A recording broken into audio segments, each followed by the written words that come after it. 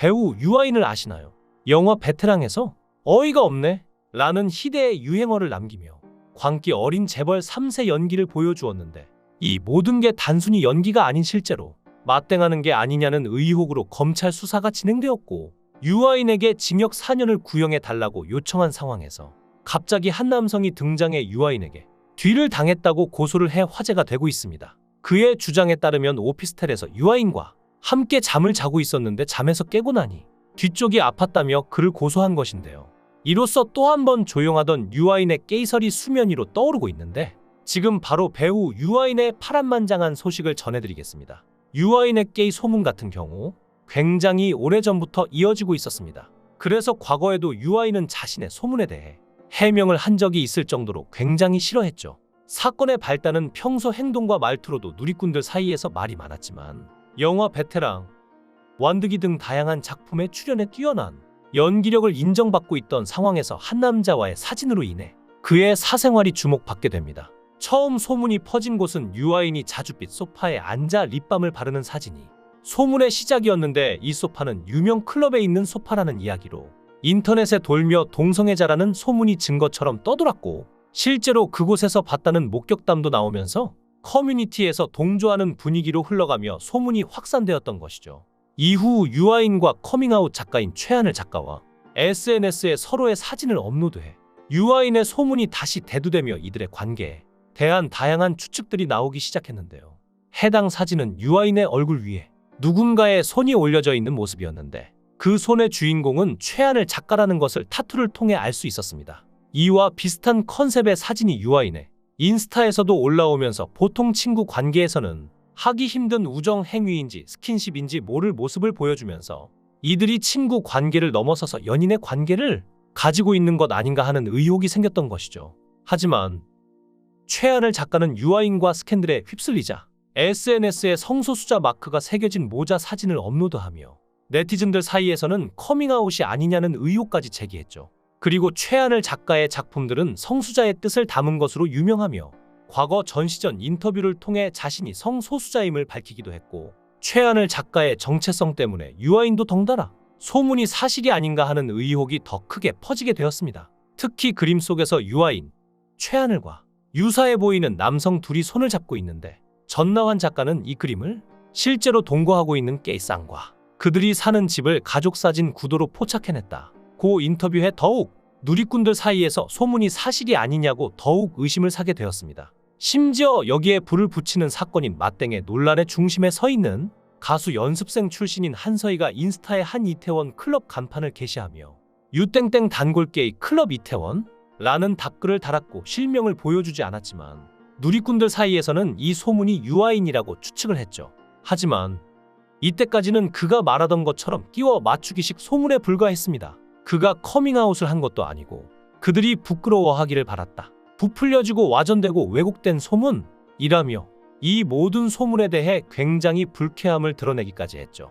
하지만 오늘 그 남겨진 퍼즐의 한 조각이 맞춰지려고 하고 있습니다. 서울 용산경찰서는 배우 유아인을 한 남성의 뒤를 친 혐의로 입건했습니다. 남성 A씨의 주장에 따르면 사건 당일 오전 6시, 오후 4시 오피스텔에서 자고 있었는데 자신이 뒤를 당했다는 사실을 잠에서 깨고 나니 뒤가 아팠고, 그래서 다음날 경찰에 고소장을 접수했다고 합니다. 놀랍게도 해당 오피스텔은 유아인과 A씨가 아닌 제3자의 거처로 사건 당시 현장엔 다른 남성들도 많이 있었다고 하는데, 그곳에서 무슨 일이 있었던 것일까요? 그가 데뷔할 때는 그러지 않았는데 어느 순간부터 인터뷰를 할 때마다 표정을 과하게 찡그리거나 갸웃하는 등 일반 사람의 시각에서 다소 과하게 느껴질 수 있는 제스처와 표정을 선보여 맞대응하는 게 아니냐는 의혹은 계속 제기되어 왔고, 실제로 그의 인생을 보면 그곳에서 일어났던 일을 추정할 수가 있었는데, 유아인은 경북내술고등학교 서양학과 1학년 재학 시절 교문화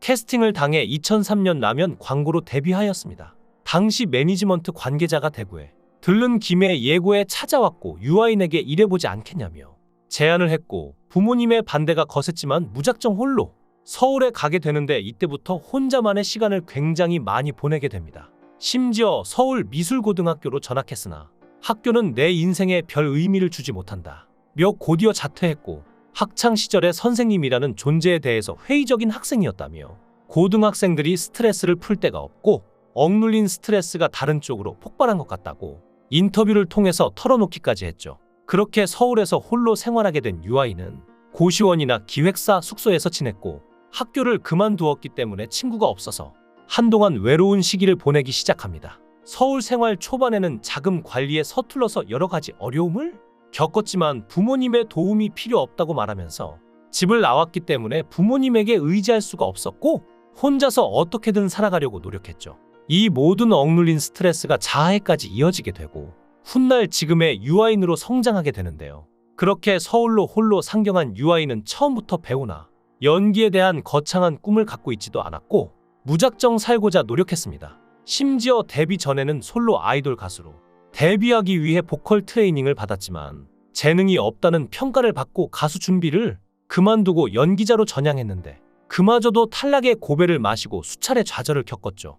뒤늦게 합격 소식을 접한 유아인은 2004년 1월 반올림에서 유아인 역할로 데뷔했고 그렇게 혼자만의 시간을 이겨낸 그는 인상적인 캐릭터와 훈내나는 외모로 인기를 얻었고 그때까지만 해도 유아인의 예명과 같은 이름을 사용하는 아인 오빠 캐릭터로 미술을 전공하고 나이에 비해 진지한 얘기를 하는 등 당시 유아인의 실제 모습이 상당 부분 투영되어 있었습니다. 하지만 유아인은 그동안 쌓여있던 불만들을 연기와 행동으로 보여주기 시작했는데 유아인의 필모그래피를 보면 초기작부터 불우하고 반항적인 인물을 자주 연기하기 시작했고 개인적으로도 유독 성장통을 심하게 겪었고 사회에 불만도 많았던 것이 결국 터지고 말았습니다. 바로 영화 베테랑에서 연기로 류승환 감독은 조태호 캐스팅에 큰 어려움을 겪고 있었습니다. 배우들이 광고에도 나와야 하고 이미지 신경을 많이 써야 하니까 섭외가 쉽지 않더라. 실제로 몇몇 배우에게 보내고 바로 거절당했다고 밝혔는데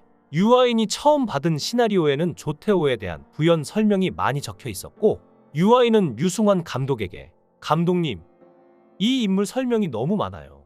그냥 나쁜 놈 아니에요? 설명을 다 빼고 더 시원하게 나쁜 놈으로 그려달라고 제안했습니다. 류승환 감독은 캐스팅 이후에 복덩어리가 굴러들어온 것 같았다고 밝힐 정도로 굉장히 연기를 잘했죠. 그리고 유아인은 어이가 없네 라는 희대의 유행어를 남기며 광기 어린 재벌 3세 연기를 보여주었고 맞땡 연기가 연기인지 실제인지 구분이 안 될 정도의 연기를 보여주었죠. 유아인 씨의 주장처럼 이러한 그의 억눌린 스트레스가 자아에까지 이어지게 되고 지금의 유아인으로 성장하게 되었는데 연기와 실제가 구분 안 될 정도로 연기를 잘하시지만 이번 일로 복귀는 아득히 먼 이야기가 될 가능성이 높고 아직 공개되지 못한 유아인의 신작 넷플릭스 오리지널 승부와 영화 하이파이브 측은 더욱 난처한 상황에 처한 꼴입니다. 결국 앞으로 밝혀질 진실이 무엇일지 귀추가 주목됩니다. 한 시간 내서 영상을 끝까지 시청해 주셔서 대단히 감사합니다. 더 좋은 영상으로 꼭 보답하겠습니다. 구독과 좋아요 부탁드립니다. 강산TV였습니다.